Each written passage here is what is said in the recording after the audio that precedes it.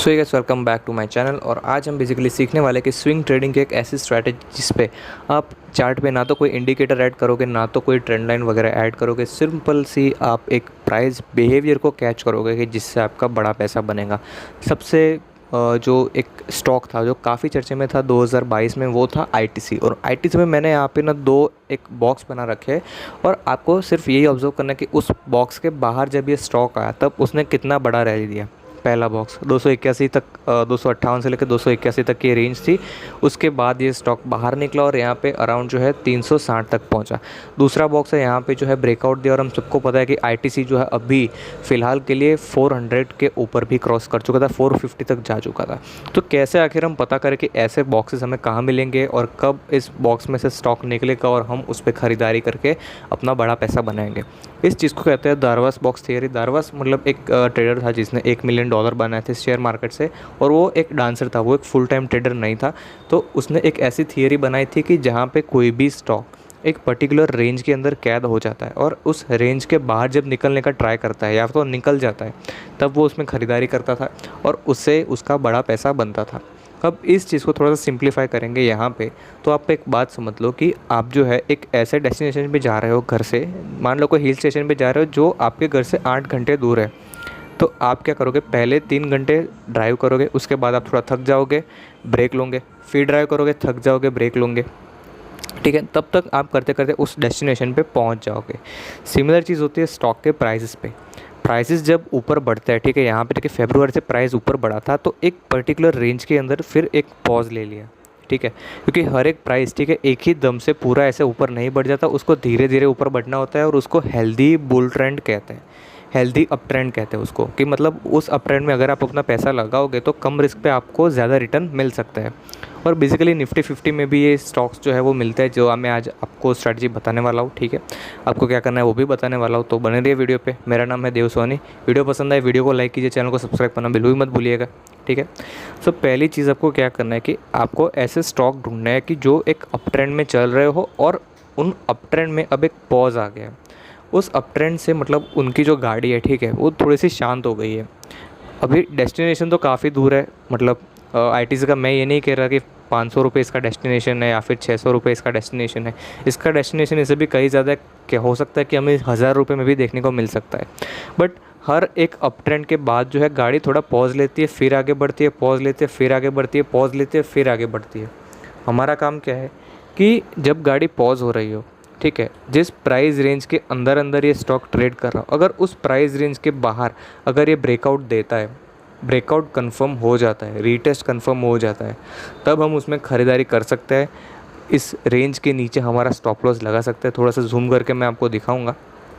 तो जैसे कि आप यहाँ पे देख सकते हो, थोड़ा पीछे मैं आपको लेके जाऊँगा, ठीक है। तो इस पर्टिकुलर रीजन पे जब भी ये ब्रेकआउट आया था, वॉल्यूम भी काफ़ी बढ़िया था। इसका मतलब यही था कि जो बड़े प्लेयर्स हैं वो भी इस पर्टिकुलर स्टॉक में इंटरेस्टेड है और अभी जो ब्रेकआउट आया है वो काफ़ी बढ़िया तरीके से आगे बढ़ सकता है, ठीक है, ओके। तो यहाँ पे आप ब्रेकआउट पे या फिर इसके रीटेस्ट पे बाय कर सकते हो। अभी अकॉर्डिंग टू आपके रिस्क स्ट्रैटेजी के ऊपर होगा। मैं ब्रेकआउट पे 50% क्वांटिटी ऐड करता हूँ और अगर रीटेस्ट होता है तो मैं अपना दूसरा क्वांटिटी ऐड कर देता हूँ, ठीक है। जितना भी मैंने डिसाइड किया होता है कि मैं इस पर्टिकुलर स्टॉक में इतना कैपिटल डालूंगा, उस हिसाब से। तो ब्रेकआउट के ऊपर अगर आप बाय करते हो इस कैंडल के हाई पे, जो भी ब्रेकआउट कैंडल होता है उसके हाई पे, और इस रेंज के अंदर आपका एसएल सेट होता है। अब वो डिपेंड करता है आपको कैसा एसएल रखना है, बट मैक्सिमम आपका एसएल 5% होना चाहिए। 5% से ज़्यादा का एसएल मत रखना, बिकॉज यहाँ पे क्या होगा कि अगर आपको क्विक निकलना है उस स्टॉक से, तो 5% मूवमेंट जो अगर वो डाउन ट्रेंड में होगा तो 2 से 3 दिन में आसानी से कैच हो जाएगी। ज़्यादा से ज़्यादा हफ्ता लेगा, 10 दिन लेगा। बट अगर उससे ज़्यादा एसएल रखोगे तो हो सकता है आपके आधा महीना तो आपका स्टॉक जो नेगेटिव में रहेगा और आप जो है बस उससे निकलने का ट्राई करोगे। तो सिमिलर चीज़ यहीं पे हो जाएगी। जो यहाँ पे कंसोलिडेशन था वो कंसोलिडेशन भी आपको यहाँ पे देखने को मिलेगा। सो 5% जो आइडियल स्टॉप लॉस है और मिनिमम आपका टारगेट 10% होना चाहिए।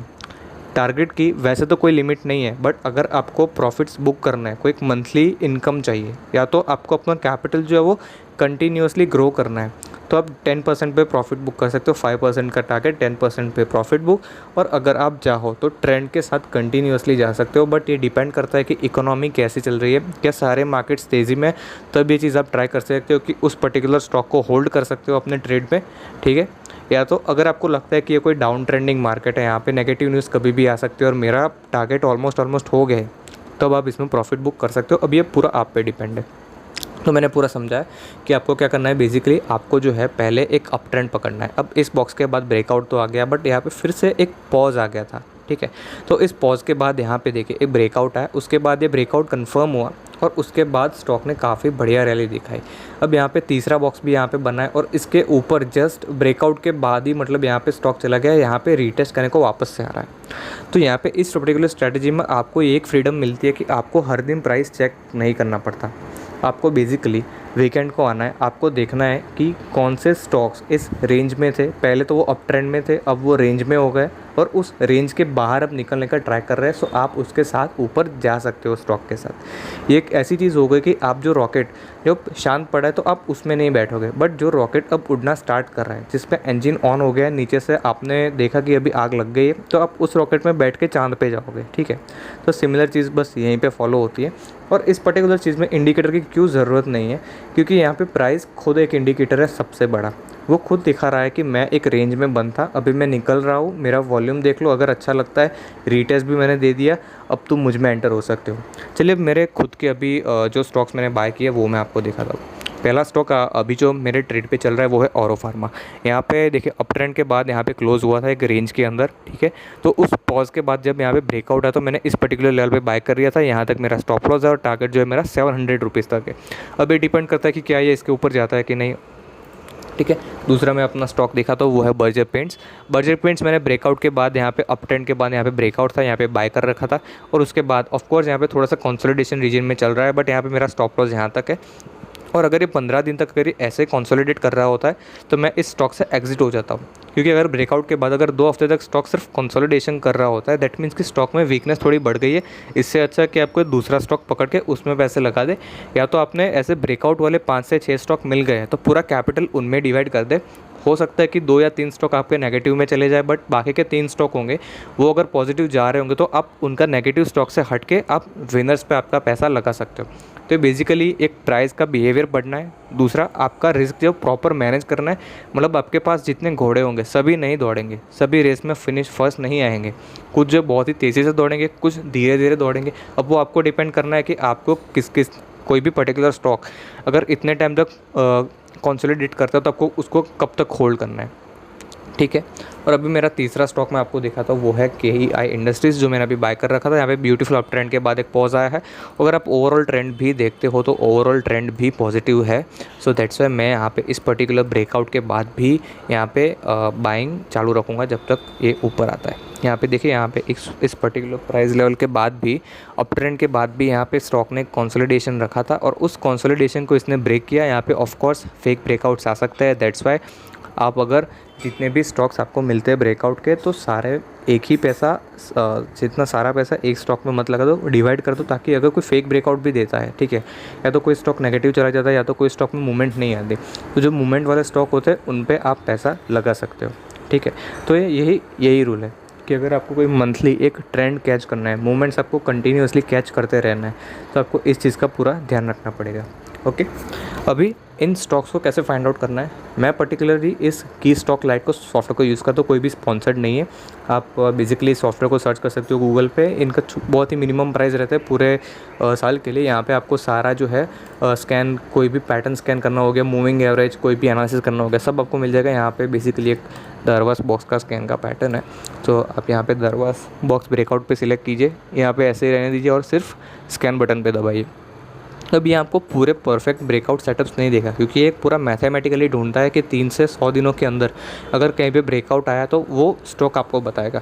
अब वो ब्रेकआउट फेल भी हो सकता है, वो ब्रेकआउट नेगेटिव भी हो सकता है। तो आपको अब इन जो स्टॉक के लिस्ट आएंगे उनमें से आपको डिसाइड करना है कि आपको कौन सा लेना है। जैसे कि मान लीजिए पहला स्टॉक है सेरा का। ठीक है। तो सेरा का आप देख सकते हो काफ़ी बढ़िया अप ट्रेंड था, यहाँ पे फिर एक पॉज आया, पॉज के बाद अप ट्रेंड कंटिन्यू हुआ। ठीक है, सिमिलर चीज़ यहाँ पे हो रही थी कि यहाँ पे अप ट्रेंड के बाद एक पॉज हुआ और अप ट्रेंड कंटिन्यू हुआ। चलिए दूसरा कोई एक एग्जांपल देखते हैं जो इसने स्कैन कर रखा है। मैं यहाँ पे यही कहूँगा कि यहाँ पे ये सारे स्टॉक्स जो है वो आपके सिर्फ जानकारी के लिए, ठीक है। कहीं भी पैसा लगाने से पहले किसी जानकार की सलाह अवश्य ले, अपने फाइनेंशियल एडवाइज़र की सलाह अवश्य ले, उसके बिना बाइंग सेलिंग मत करें। ठीक है। सो यहाँ पे तीसरा स्टॉक है ग्लेनमार्क फार्मा। यहाँ पे ब्रेकआउट के बाद एक अच्छा मोमेंटम, ब्रेकआउट के बाद यहाँ पे एक रीटेस्ट हमें देखने को मिलता है। ठीक है, और अभी और स्टॉक्स हम देखते हैं जैसे कि माही। यहाँ पे ये पर्टिकुलर स्टॉक है, MAHI करके कोई कंपनी होगी। अप ट्रेंड के बाद यहाँ पे एक पॉज आया और ब्रेकआउट। ठीक है, तो ये एक्चुअली हर एक स्टॉक में काम करता है, क्रिप्टो में, इंट्राडे में, सभी में काम करता है। और स्टॉप लॉस होना स्वाभाविक है, ऐसा नहीं बोलो कि यहाँ पे स्टॉप लॉस हिट नहीं होगा। मैंने लाइव आपको दिखाया। ठीक है, मैंने 3 पोजीशंस मैंने बताया, उनमें से 2 तो अभी नेगेटिव चल रहे हैं, बट एक पॉजिटिव चल रहा है, जिस पे मैं अभी सोच रहा हूँ कि कब जो मेरा दूसरा स्टॉक से निकल के अब इसमें पैसा डाल दूँ। ठीक है, तो काफ़ी सारे ऐसे स्टॉक होंगे जो आप दरवाज़ बॉक्स ब्रेकआउट आपको यहाँ पे मिल जाएंगे। आप वीकेंड पे यहाँ पे देख सकते हो, और अगर आप एक जॉब पर्सन हो, आपके पास उतना टाइम नहीं रहता, तो काफ़ी बढ़िया स्ट्रैटेजी होगी आपके लिए, क्योंकि यहाँ पे आपको बेसिकली बस एक ऑर्डर प्लेस करना है, आपको स्टॉप लॉस लगाना है और बस टारगेट लगाना है, इससे अलावा आपको कुछ करना ही नहीं है। ठीक है, तो आपको बहुत सारे ऐसे स्टॉक्स मिल जाएंगे, बहुत सारे वॉच लिस्ट भी मिल जाएंगे आपको, कि जहाँ पे आप जो है ट्रेड कर सकते हो। यहाँ पे दूसरे एनालिसिस भी आप कर सकते हो, बट फिलहाल हम दरवाज़ बॉक्स पे फोकस कर रहे हैं, तो मैंने उस बारे में बताया। सो गाइस, आई होप आपको ये वीडियो पसंद आ गया होगा। पसंद आया तो प्लीज़ इसे लाइक कीजिए, चैनल को सब्सक्राइब करना बिल्कुल मत भूलिएगा। आपको मिलता हूँ नेक्स्ट वीडियो में। Thank you very much.